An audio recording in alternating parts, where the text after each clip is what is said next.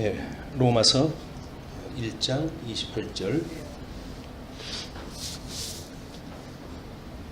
예, 또한 그들이 마음에 하나님 두기를 싫어하며 하나님께서 그들을 그 상실한 마음대로 내버려 두사 합당하지 못한 일을 하게 하셨으니, 예, 28절도 마찬가지로 또한이라고 하는 접속사로 연결이 되어집니다.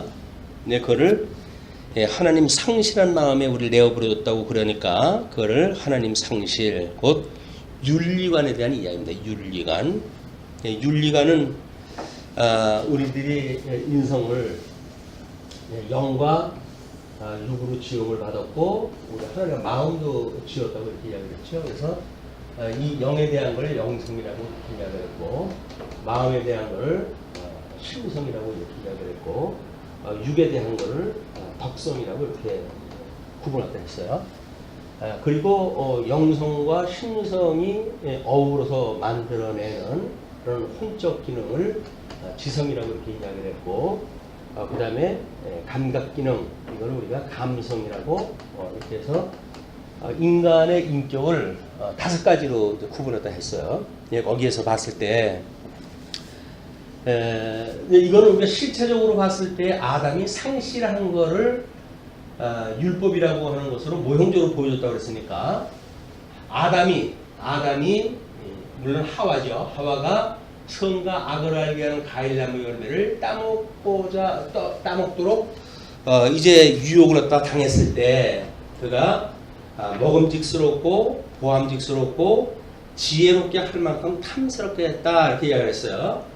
이는 선악과에 대한 것을 미혹을 당해서 봤을 때의 상태입니다. 그걸 먹음직스럽고, 그 다음에 보암직스럽고, 그 다음에 탐스럽게 지혜롭게 할 만큼 탐스럽게 이렇게 되어졌다. 근데 우리가 서신서에 가게 되면 이거를 어떻게 또 나누냐면 육신의 정욕 이렇게 이야기를 하고, 그 다음에 안목의 정욕 이렇게 나누고, 그리고 지혜롭게 탐스럽게 할 만한 것을 이생의 자랑, 이것이 예수 그리스도 안에 있는 성도들이 가지고 있는 심령 상태, 미혹이 당했을 때 어떤 그 상태를, 육체적 상태를 가지고 살아가게 되어지는가를 그래서 설명하다 한 내용들은 이제 알고 계시죠.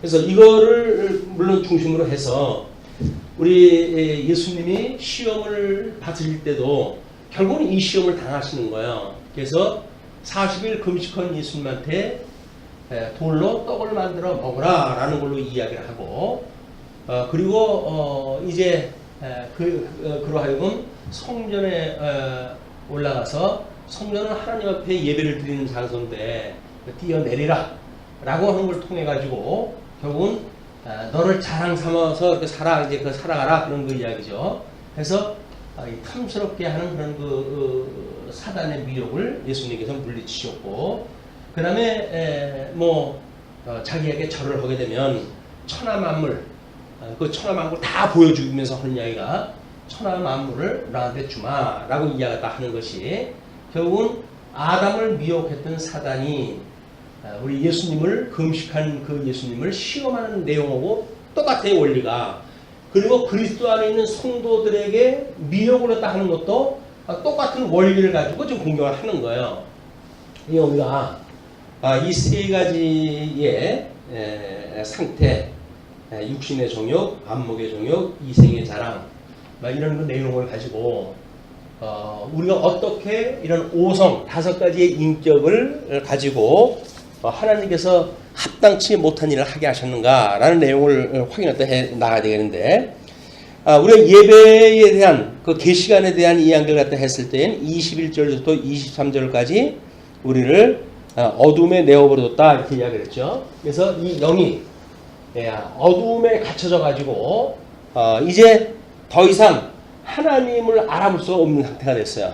어둠에 있기 때문에 하나님을 모르게 되어진 상태로 빠졌을 때 우리들한테 이 지성이라고 하는 이 부분은 우준하게 되어졌다고 이렇게 이야기했죠. 우준하게 되어졌다. 예, 허망한 생각을 갖게 되어진 것이 우준하게 되어진 상태예요.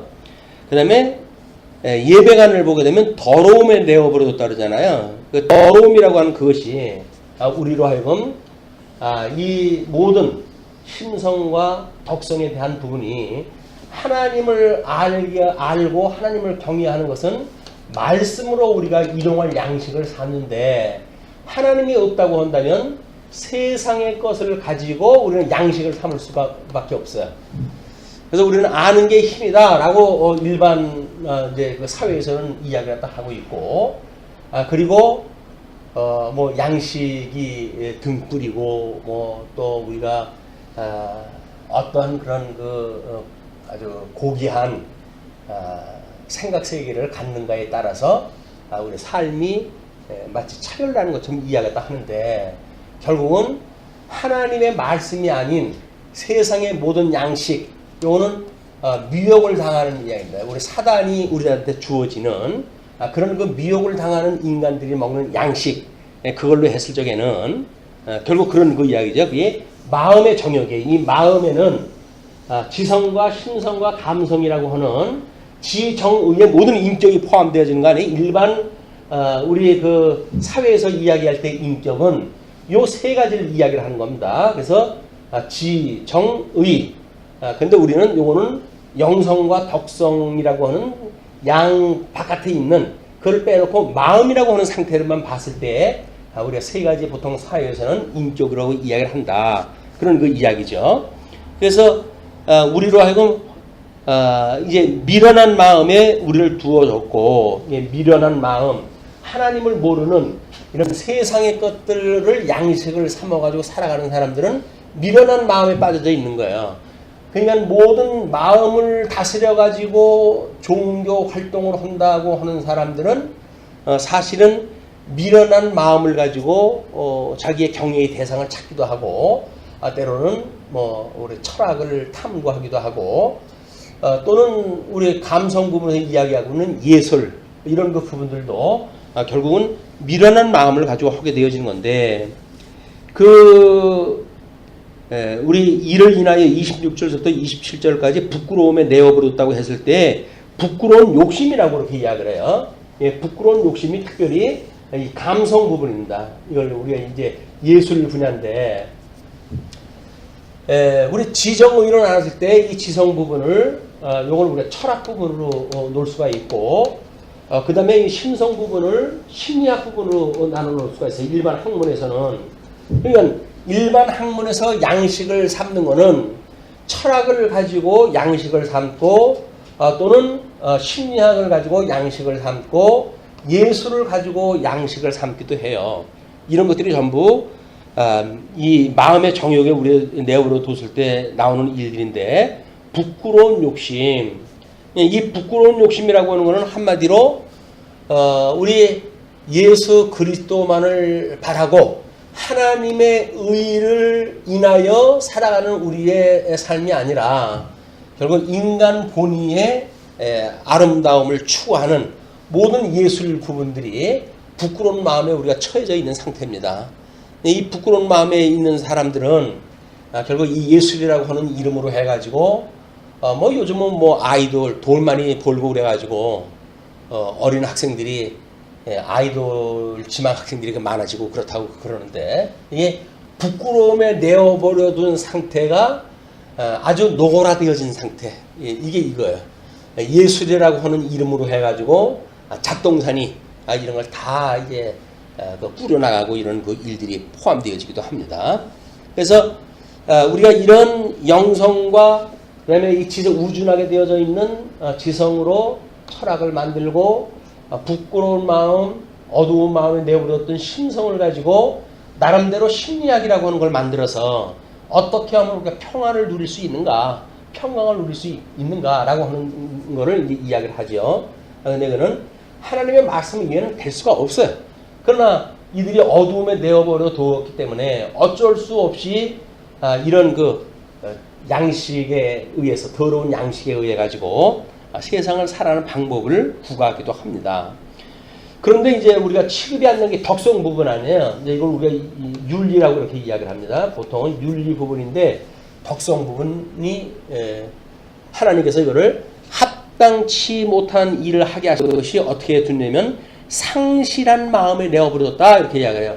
상실한 마음이라는 이야기는 하나님에 대하여 상실한 양대 언약을 상실한 상태에서 가지고 있는 모든 윤리, 그러니까 뭐 의에 대한 부분일 수도 있고 나라에 대한 부분일 수도 있고 전 영역이 포함되어지는 거예요. 덕성 부분이.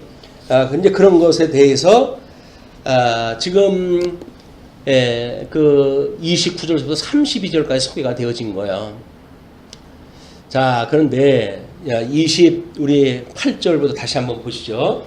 또한 그들이 마음에 하나님 두기를 싫어하며 하나님께서 그들을 그 상실한 마음대로 내어버려 두사 합당하지 못한 일을 하게 하셨으니 하셨으니라고 이야기를 해요. 하게 하셨으니 우리가 늘 하나님의 절대 주권을 이야기할 때마다 이 하게 하셨다, 하나님이 하게 하셨다 라고 하는 그 이야기를 하죠. 그런데 이거를 이 주권만을 놓고 이야기를 했을 때 우리가 하나님의 어떤 그런 의지 문제에 대한 거를 오해를 한다고 그러지 않았어요. 왜냐면 하나님이 하게 하신다고 그러니까. 그런데 우리가 그냥 단어를 따져봐도 하게 하고 있어요. 하게 그리고 하신다라고 나와있어요. 하신다. 그럼 이 하게라고 하는 목적어는 이것이 인간으로 하여금 하게 한다는 이야기죠. 하시는 거는 주권자이신 하나님이 하셔요. 근데 어떻게 하시는가? 하게 하신단 말이에요. 누구한테? 상실한 마음에 내어버려 두는 자들. 그래서 자기네들이 의지가 있다고 착각하는 자들, 선악을 아는 일에 하나님과 같다고 착각하는 자들, 이런 자들에게 하나님이 하게 하신단 말이에요.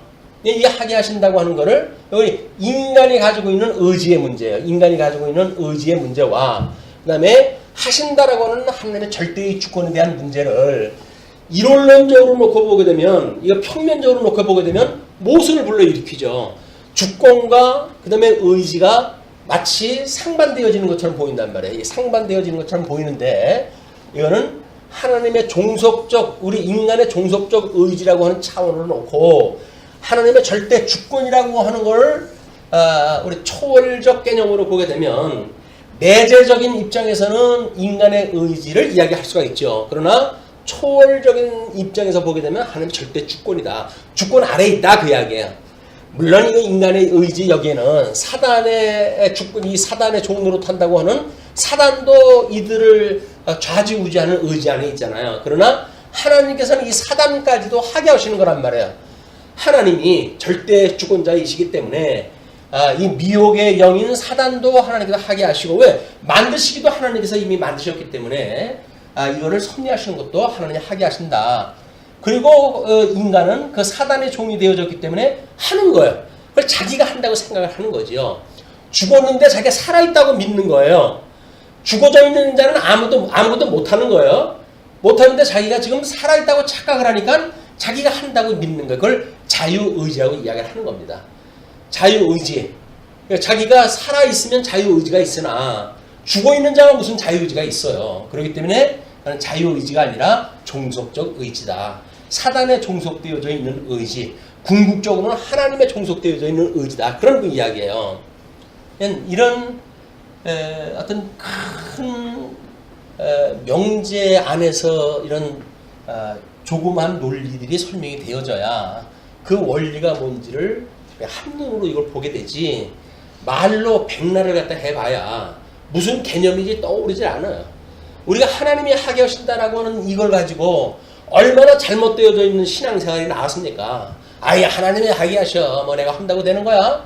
라고 해가지고 우리의 일을 우정부정을 하다 하고, 그리고 나쁜 일은 골라가면서 하고, 그리고 모든 걸 하나님이 하게 하신다고 해서 모든 책임 하나님께 돌려버리고, 이래서 성도들의 신앙생활이 엉망진창이 되어진 거예요.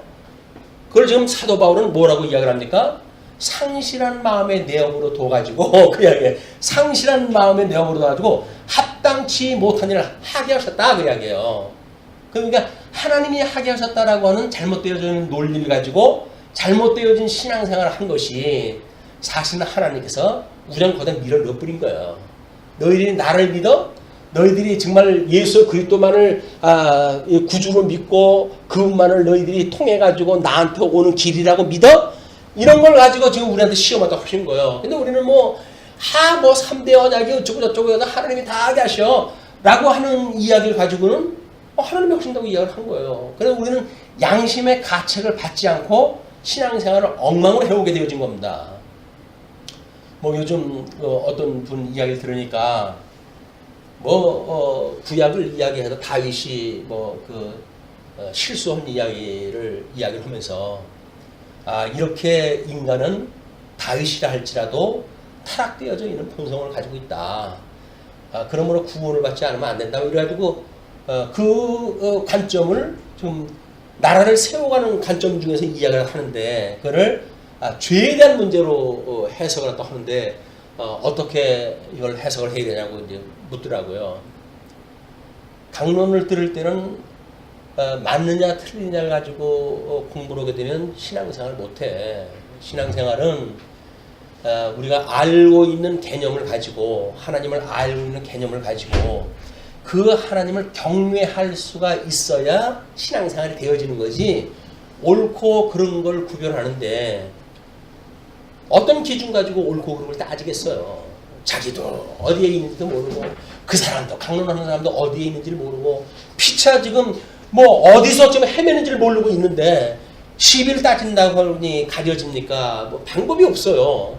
우리가 스스로 이렇게 복음을 깨닫고 상대방이 어찌 이야기를 하든지 우리는 그래서 예수 그대를 만나야 그래 생명을 얻고 상대가 살아갈 수가 있는 거지. 예수 그리스도를 놓치고는 신앙생활을 할 수가 없는 거예요. 그래서 그렇게 하면 신앙생활을 하기 어려우니 비판하려고 하지 말고 그렇게 했을 적에는 여기서 예수님을 만났으면 좋겠는데 그런 생각을 가지고 다시 한번 묵상을 하면 분명히 하나님께서 말씀을 주실 거야. 생명의 양식을. 생명의 양식을 먹게 되면 위로가 되어지고 또 소망을 갖고 신앙생활 되어지지만 거기서 옳으니 그르니 시비에 얽히게 되면 아무것도 안 되고 신앙생활만 엉망이 되버리고 만다. 어떠겠어요? 가르치는 자가 잘못 가르치더라도 성경을 끊임없이 우리가 묵상할 때 해가지고 우리가 알고 있는 믿음으로 그걸 해석을 재해석할 때 해야 되지 않습니까?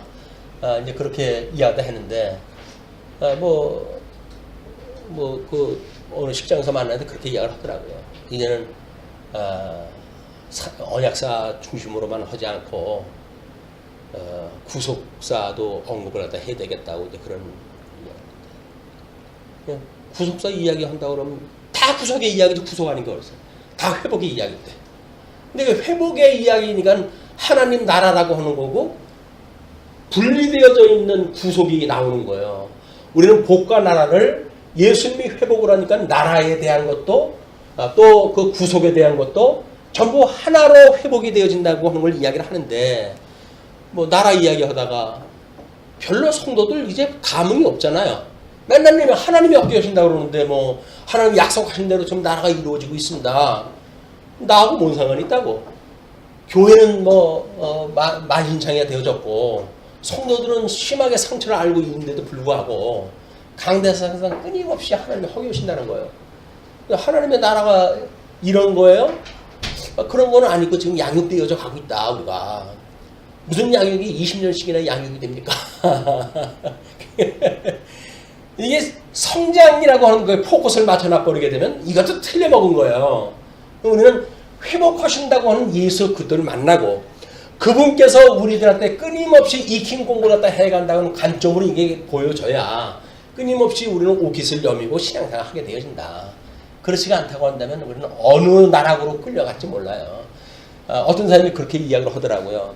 우리가 이 예수 그리스도 이분 예수 그리스도에게 이 끈으로 묶여져 있어야 주님의 이제 무슨 성도이고 교회이고 이렇게 이야기를 하겠지만 끈으로 묶여져 있어야 말씀이라고 이렇게 이야기를 하고 그 말씀으로 우리가 끊임없이 예수님하고 연결이 되어져 있어야 우리는 뭔가 이 땅에 발을 붙이고 신앙생활을 할 수가 있다. 그런데 이 끈은 아무리 풀어줘도 연을 날릴 때 보게 되면 연을 아무리 높이 날린다고 하더라도 끈만이 이렇게 묶여져 있다고 한다면 그 연은 높고 그리고 더 뭐 그렇게 날 수가 있겠죠. 그러나 만약에 연에 그 끈을 끊어버린다고 한다면 그 연은 더 이상 우리들의 것이 연결되어져 있는 그런 것이 아니라 그냥 바람에 날려져 버려서 우리하고 상관없는 연이 돼버리고 만다. 이렇게. 신앙생활이 예수 그를 놓치고 산다는 이야기는 뭡니까? 한마디로 이 끊어진 연하고 똑같은 거예요. 예수님하고 상관없는 성도들의 삶. 뭐 하나님이 허기 하신다 그러니까 어떻게 허기 하시는데 예수님을 통해 가지고 지금 끊임없이 대주제 되신 예수 그리스도께서 이 회복하시는 예수 그리스도께서 천상에서 우리를 위하여 중보의 기도를 다 하시고 성령을 보내줘 가지고 뜨거운 감동을 갖게 하시고 이렇게 섭리를 갖다 해가는데 기껏해서 하나님이 허기 하신다고 논리에다 그걸 설명을 해버리니까 성도들의 삶이 엉망이 돼버리고 마는 겁니다. 그냥 구속사 이야기만 된다고 하는 문제가 아니에요. 그럼 어떡합니까? 하나님이 하게 하신다고 하는 이야기를 갖다 듣기만 하는 성도들이 뭐 맨날 그 얘기인데 뭐 이제 알잖아요. 이거 들어가게 되면 이미 강론집까지 다 나가는데 다 알죠. 이거 하나님이 하게 하신 거, 성경 어디 약속된 거 된 거, 이거 다 이야기를 해요. 그러는데 그러면 예수님을 거기서 어떻게 만납니까? 만날 수가 없지. 그냥 언약대로 이루어간 나라만 볼 뿐이에요. 그 사람들은 언약대로 이루어간 나라만 본다. 근데 그 언약대로 이루어가시는 예수님을 만난다라고 하는 그거는 회복의 주체가 되시는 분이 그리스도인데 그분을 빼놓고 그냥 언약과 성취라는 구도로만 설명을 했을 적에는 사람들의 삶의 변화가 없어요. 물론 용기가 있을지도 몰라요. 하나님이 하게 하시는데 뭐 가지고 우리 회격권이 가지고 있는 인샬라 모르잖아요. 자기네들이 말하는 하나님의 뜻이면 그래가지고 자기 생명이 죽는 것도 불사하고 그들이 신앙생활 하지 않습니까? 뜨거운 열정이 나오죠 거기에. 근데 그것이 하나님은 뭔 상관이 있다고요? 잘못 알고 있는 자기네들의 그런 어떤 기복 신앙에 의해 가지고 그런 뜨거운 열심을 갖다 버리는데 그게 그들의 삶이 신앙생활과 상관이 없는 거야. 근데 그들은 그렇게 하면 하나님이 천국으로 보내준다고 그랬으니까 동기라도 있잖아요. 동기도 없어. 하나님 다 하신다고 해도 동기가 없어. 그래서 성도들의 삶이 그냥 맨날 등에다 칼 꽂고 그리고 살아가는 모습이 지금 예수님께서 사도 바울이 28절에서 소개를 갖다 해가는 일이에요. 근데 그 내용을 구체적으로 29절에서 32절까지 사형에 처할 일임에도 자신을 포함해 모든 일을 옳다고 한다. 이게 이제 거짓 선생들이 하는 일들이죠. 미혹을 당한 그런 그 사람들이 우상 숭배에 의해 가지고 이제 이 사는 자들이 나중에 무조갱 속에다가 이 피조되어진 모든 것들을 집어넣을 때 불태워가지고 없애버리고 집어넣을 때 이제 이 짐승과 음료를 갖다 다 집어넣어버리잖아요. 그때 그들을 추앙하던 거짓 선지자들 다 함께 들어가요. 함께 들어가요. 왜냐하면 이거 잘못 가르쳐 준 자들의 이게 그 합당치 못한 일을 하게 하셨다라고 하는 그런 그 일을 가르치는 자들 이런 그 자들이 포함되어지는 겁니다. 그래서 자기네들만 옳다고 할 뿐만 아니라 모든 사람들을 옳다고 여긴다. 그래서 결국은 뭐 마태복음에서 예수님께서는 저희들이 한 명의 성도를 구원하려고 천하를 다니다가 한 명을 구하게 되면 배나 지옥 자신을 맞는다 이렇게 이야기를 하는 걸로 설명을 하죠. 그 문제를. 자 그러면 29절부터 이제 민망한 이야기가 계속 나옵니다. 사형을 처할 일들이 뭔지. 또한 곧 그것이 우리 합당치 못한 일이라고 그러는데 그것이 곧 모든 불의. 우리는 인간의 불의라고 하는 걸로 큰 제목으로 잡아놨잖아요. 그런데 모든 불의라고 하는 걸로 보아서는 아마 그런 인간의 불의라고 하는 대주제가 아닌 것 같아요. 그 불의라고 하는 작은 것들을 다 묶어가지고 모든이라고 한 걸 이제 포함을 시켜놨으니까. 근데 우리는 그 인간의 불의 안에 합당치 못한 일뿐만 아니라 우리 이 대신 계명에 대한 것, 대인 계명에 대한 것, 그걸 다 포함되어진 것이 인간의 불의 속에 들어간 거 아니에요 지금. 근데 여기에 사도 바울은 그렇게 설명을 하진 않아요.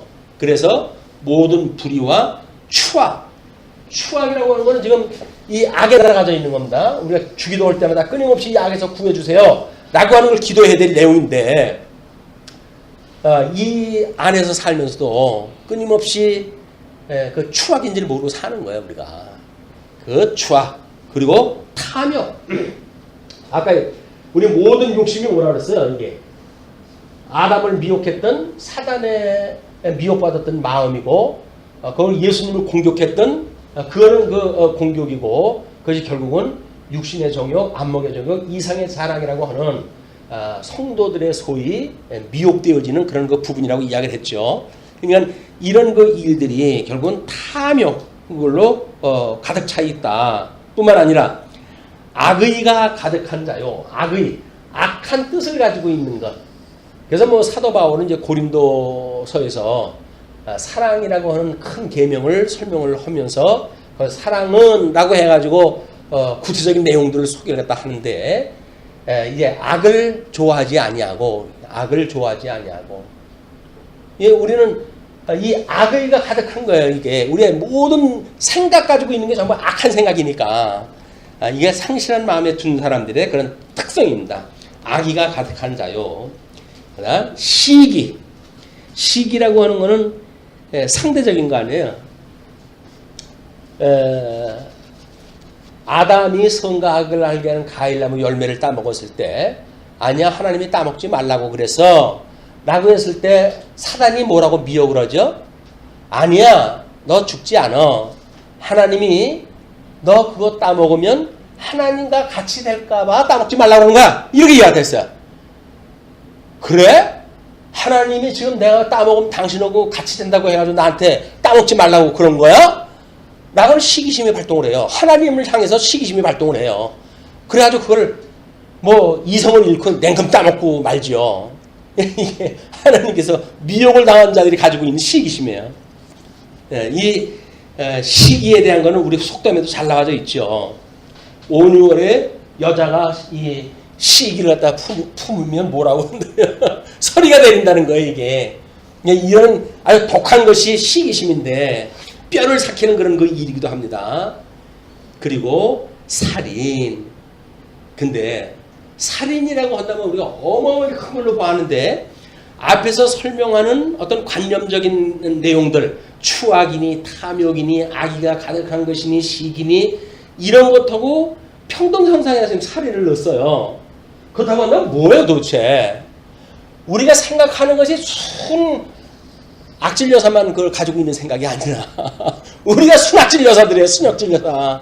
생각하고 있는 것이 전부 그렇게 해가지고 살인에 버금가는 이야기들을 생각을 가지고 있다.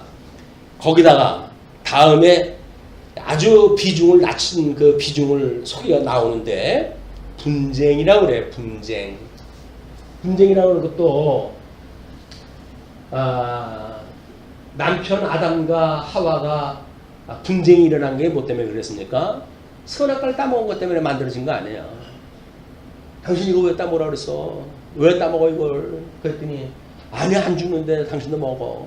너 나 사랑한다며 먹어.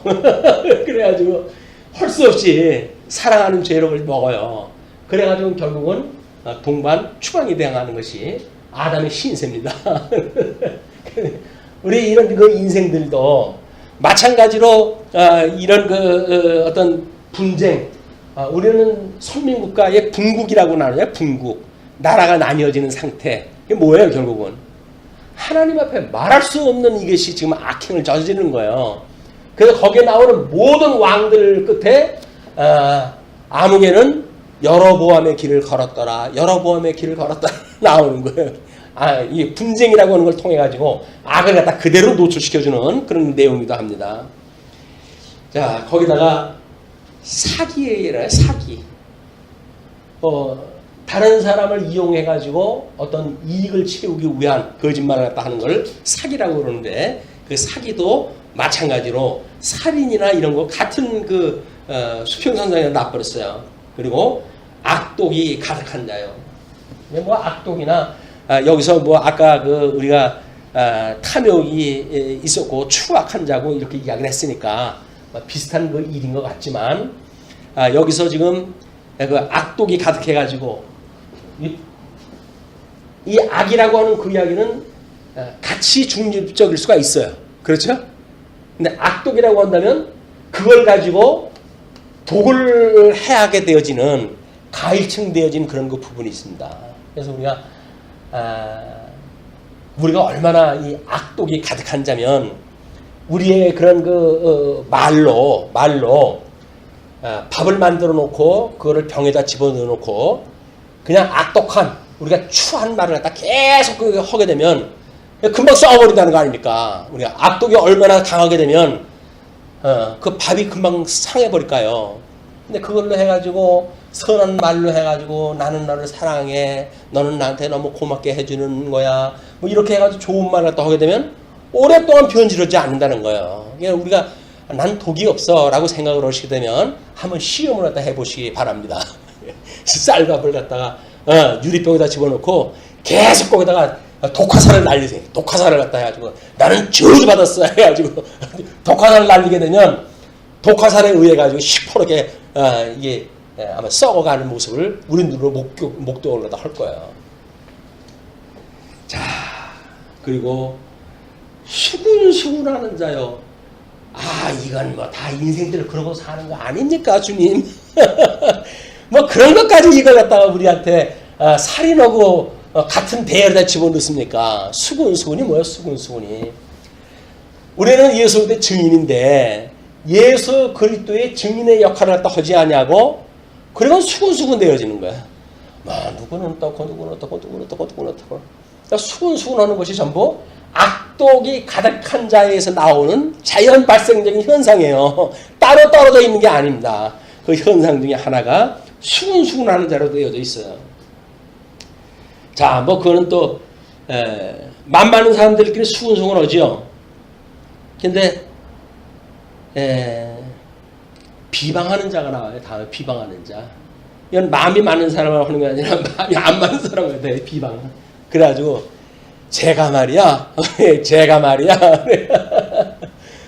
고시적에 있지. 라고 해가지고 그 사건을 다 들어가지고 자기 나름대로 재편집을 갖다 해가지고 그리고 소설을 써요. 그래가지고 세상에 인격적 말살을 당한 사람들이 한둘이 아닙니다. 정치계가 됐든 어디가 됐든 요즘 뭐 미투 운동으로 해가지고 난리가 났잖아요. 그걸로 해가지고 상처를 입은 사람들도 많고 그런 걸 빙자해가지고 언젠가 어린아이가 잘못되어져 있는 어떤 그 법정 논술에 의해 가지고 그래가지고 애만 형벌을 받았던 사람이 나중에 무죄 선고를 받았던 것이 영화인가 뭐 이루어 나온 적이 있어요. 천사와 같은 얼굴을 가지고 한 애가 그렇게 천연덕스럽게 거짓말을 한 거예요. 누가 봐도 믿지요. 그 아름답고 순결하고 천사 같은 얼굴을 가지고 그리고 그 고통스러웠던 그런 그 일들을 이야기를 하니까 선한 양심을 가지고 있는 사람들이 그걸 보고 어떻게 안 믿을 수가 있겠어요. 그러니까 그런데 그게 나중에 알고 보니까는 그 천사 같은 얼굴을 갖다 한 속에 악독에 가득한 그런 인간의 모습을 본 거예요. 인간의 모습이. 그냥 우리는 설사 그런 것이 그런 그 어떤 것이 있다 할지라도 우리가 정죄를 해서는 안 됩니다. 뭐 기회가 있으면 혹이나 권면을 해서 이 말씀으로 해가지고 위로를 갖다 하고 그렇게 할지언정 그런 걸 가지고 다른 사람을 비난하고 한 그 일은 합당치 못한 일을 하게 하시는 하나님께서 그의 종 사단을 시켜서 우리들로 하여금 하게 하시는 거예요. 그러니까 사단의 지금 종로로 타고 있는 거다. 그게 어떤 것인지 우리가 알고 실체가 뭔지를 알고 이런 윤리의 문제 이런 걸 생각해 볼 이유가 있는 거다. 뿐만 아니라 하나님께서 미워하시는 자요. 하나님께서 미워한다는 이야기는 하나님의 선을 싫어하고 악을 좋아하니까 하나님의 원수 되어진 자, 우리 아담으로 인해 가지고 버리기로 예정되어진 자들 이런 자들은 이 땅에서도 하나님의 미워함을 받는 자들입니다. 거기에 포함된 자죠. 그리고 하나님께 미워하시는 자요, 능욕하는 자요. 예, 하나님을 우리 지금 사도행전이라든가 복음서라든지 그런 거 나왔을 때 유대인들이 하나님에 대한 그 일들을 자기네 딴에는 엄청난 그 하나님 경외한다는 마음으로 하지만 그들이 오히려 하나님을 능욕하잖아요. 왜? 자기가 선을 행해가지고 의에 이른다고 생각이 드니까 그건 하나님의 이름을 망령되이 여기는 겁니다. 예수 그리스도를 믿지 않는 그런 일이다. 그래서 성령을 회방하는 자, 이거 셋째 계명이 뭡니까? 그의 이름을 만홀히 여기는 자, 이런 그 자들에 대한 이야기인데 예수 그리스도를 거절하는 자는 구원을 받을 때가 있지만 성령을 거절하는 자는 구원을 할 기회가 없다. 예수님이 그렇게 이제 선언을 갖다 하시잖아요. 성령의 임재를 놓치게 되면 우리가 지금 이 앞에서 이야기했던 모든 사례가 우리 혼자 속에 있는 걸 가지고 하는 것 같지만 실상은 뭐라고요? 성령을 속이는 일이에요. 그게 성령께서 너희들이 증인으로 삶이 잘못되어진 거야 라고 이야기를 하는데 이거는 그래도 나는 괜찮아. 다른 사람들 다 그러고 사는데 라고 해가지고 돈의 얼마를 감추었던 아나니아와 삽비라처럼 성령을 속인 일이다. 이거는 우리가 회개할 일이지 이걸 당연시 여기면 안 돼요. 하나님 앞에 이거는 회개할 일입니다. 회개할 일이지. 세상 사람 다 그러고 사는데 온전한 사람이 어디 있어요? 맞아요. 온전한 사람이 없으니까 온전케 하신 예수를 바라보고 살아가는 이야기지 우리가 이렇게 살아가는 게 아니잖아요. 살아가라고 하는 것이. 다만 이게 죄라고 하는 걸 인정을 해야 하나님 앞에 돌아올 기회가 있지. 그걸 부정으로 하게 되면 어떻게 돌아옵니까? 그래가지고 하나님이 하게 하신다고 하는 걸 가지고 정당하다 하고 하는 일들은 복음의 왜곡 현상이다. 뿐만 아니라 교만한 자요. 교만이라고는 스스로 높이는 자야. 우리 하나님이 우리 사도 바울이 고린도서에서 이야기할 적에도 바로 그게 자기를 자랑치 아니하고 그런 그 이야기가 그 사랑에 대한 개념인데 교만한 자요. 자랑하는 자요. 자랑하는 자. 자랑하는 자가 뭐야 이게? 이생의 자랑이니까 이게 본성으로 이게 나오는 거예요. 그러니까 하나님이 악을 갖다 행하는데 집어넣었을 때 그런 자기를 자랑하는 걸로 나온다. 자기를 자랑하지 아니하고 라고 나오는 것도 마찬가지죠.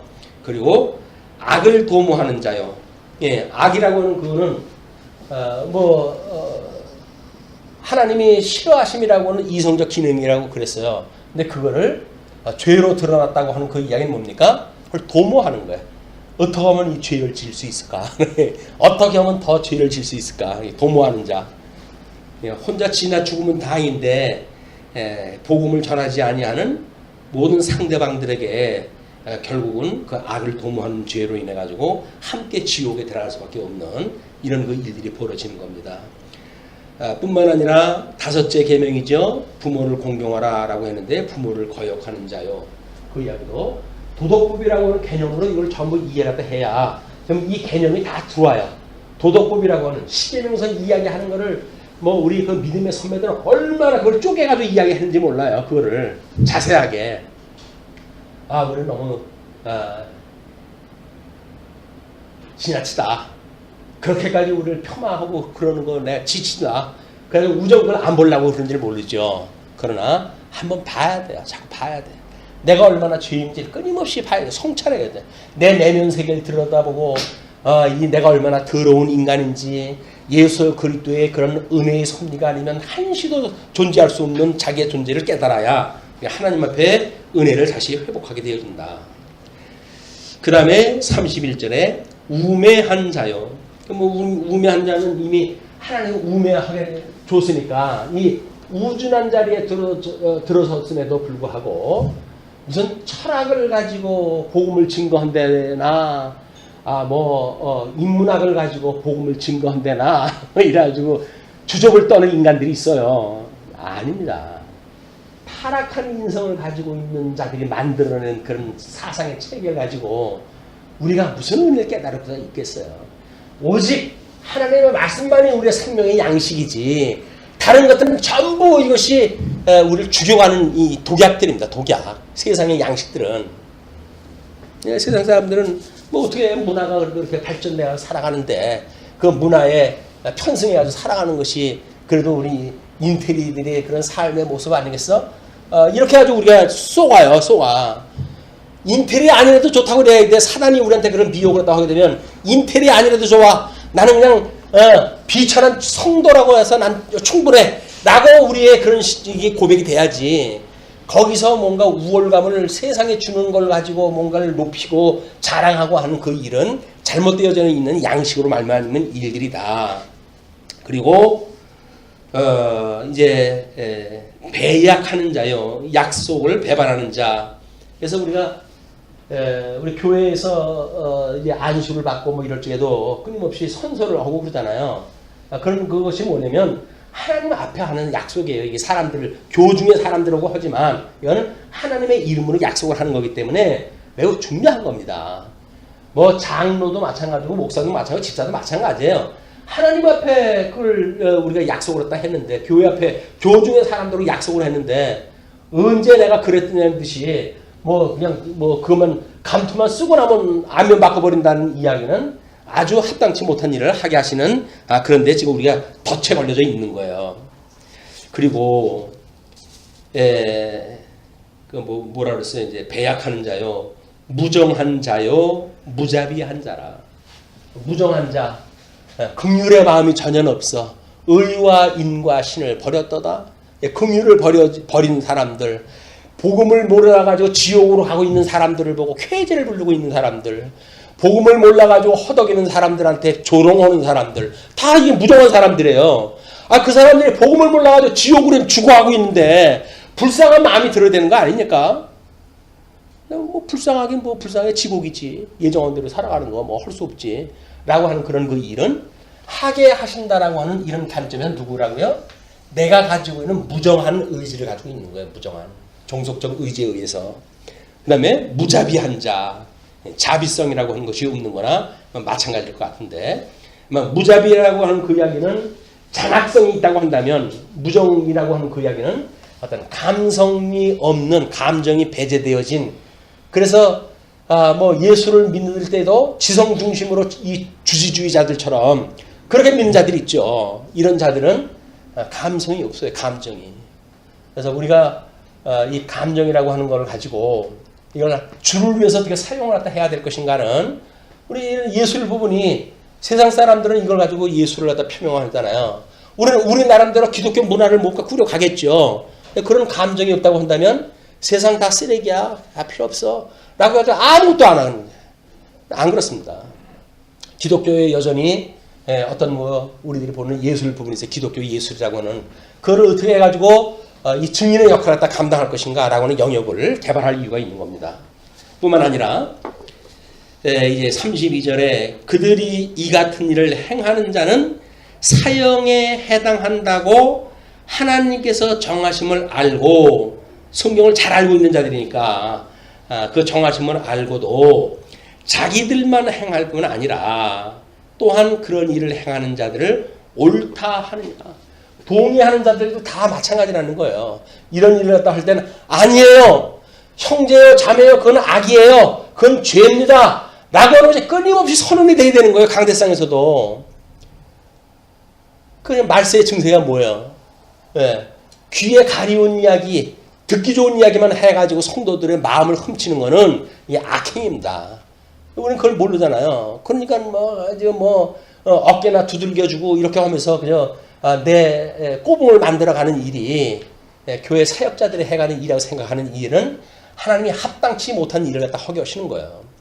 우리는 철저하게 예수 그리스도를 가지고 있는 그런 믿분 마음을 가지고 이런 감성에 대한 문화를 통해서 예수 그리스도를 증거해야 될 이유가 있다. 자, 우리 거기 오른쪽 표 하단부에 대인 계명이라고 하는 쪽에 하나님 나라의 백성의 계명을 보시게 되면 거기서 그걸 나눠놨어요. 자기 범죄에 포함되어진 것, 불의, 추악, 탐욕, 악의, 타인 범죄에 해당되어지는 것, 시기, 살인, 분쟁, 사기, 악독, 상대가 있어야 되는 그런 범죄예요. 그다음에 삼자 범죄, 물론 타인도 삼자지만 상대적인 사람이 아니라 거기에 없는 사람도, 소위 말하는 의에 대한 것, 의에 대한 범죄, 수군수군 비방되어지는 것, 과시범죄, 하나님을 미워함과 능욕, 교만, 자랑, 악을 도모하는 것, 폐륜 범죄, 부모를 거역함과 우매, 배약, 무정, 무자비.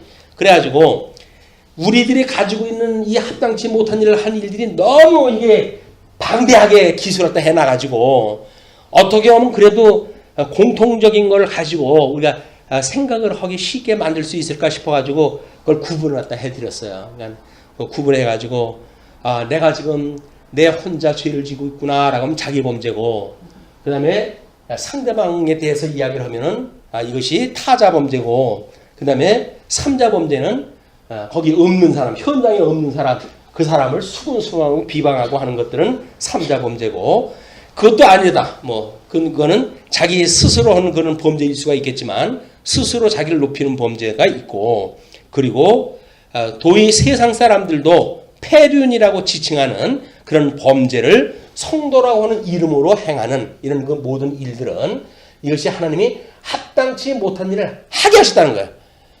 그러나 이제 우리 하나님의 의가 우리로 하여금 의롭다고 칭해 주셔서 이런 거로부터 우리를 의롭다고 칭해 주셨다고는 소망이 만들어지고, 그렇다고 한다면 그 의로운 우리들이 어떻게 그 의의 열매를 사모하며 살아가는가에 대한 우리들의 어떤 답이 나오겠죠. 이거는 타락한 인간의 본성이 이렇다고 하는, 더럽고 추하다라고 하는 우리 본성을 이해를 갖다 하고 인정을 하고, 그리고 예수님으로 말미암아 우리가 의롭다고 칭함을 받았어 라고 하는 그런 그 일로 우리가 이런 추한 걸로부터 당연하다라고 하는 당연병에서부터 온전케 한 예수를 바라보는 이런 기회가 됐으면 좋겠습니다.